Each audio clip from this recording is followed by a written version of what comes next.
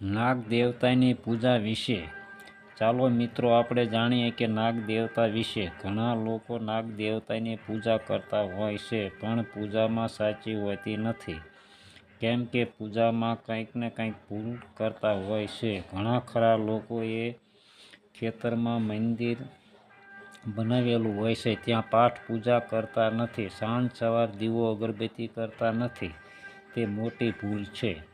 ઘણા ખરા લોકોએ ઘરે મંદિર બનાવ્યું હોય છે ત્યાં પાઠ પૂજા કરવામાં ભૂલ કરતા હોય છે. ઘણા ખરા લોકો સ્નાન કર્યા વગર પાઠ પૂજા કરતા હોય છે. આવી સેવા નાગ દેવતાને પોગતી નથી. ઘણા ખરા લોકોએ દીવો કરવાનું દિવેલિયું સાફ કરતા નથી કે આરતી સાફ કરતા નથી અથવા મંદિર સાફ રાખતા નથી. આવી ભૂલ કરતા હોય છે. તો નાગ દેવતાની પૂજા વિશે જાણકારી. પહેલાં નાગ દેવતાનું મંદિર ઘરે હોય કે પછી ખેતરમાં હોય કે પહેલાં મંદિરને સાફ સૂફ રાખવું જોઈએ. પછી સ્નાન કરી શુદ્ધ થયા પછી પાઠ પૂજા કરવામાં આવે.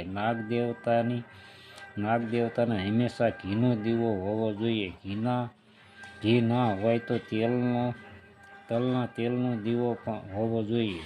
નાગ દેવતાને સાંજ સવાર આરતી કરવી જોઈએ. આરતી કરાય પછી જળ આપવું જોઈએ. નાગ દેવતાના મંદિરમાં પથ્થરની મૂર્તિ હોવી જોઈએ, કારણ કે નાગ દેવતાને નાગપાંચમના દિવસે સિંદૂર સાપા કરવામાં આવે છે.